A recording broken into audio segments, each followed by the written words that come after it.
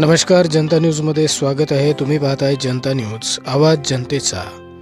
वाशिम जिल्ह्यातील मंगरुळपीर येथे गॅस सिलेंडरसाठी दिव्यांग व्यक्तीला सुद्धा रांगेत उभे राहण्याची वेळ येत असल्याचे चित्र दिसून येत आहे. तरी जनता न्यूजने या सर्व बाबीची दखल घेत गॅस एजन्सी संचालक यांना संपर्क करून परिस्थितीचे गांभीर्य लक्षात आणून दिले आहे. त्यामुळे दिव्यांग ग्राहकांनी गॅस बुक केल्यानंतर त्यांना सिलेंडर पोहोचून देण्यात येईल असे इंडियन गॅस एजन्सीचे संचालक यांनी जनता न्यूजला माहिती देताना सांगितले आहे.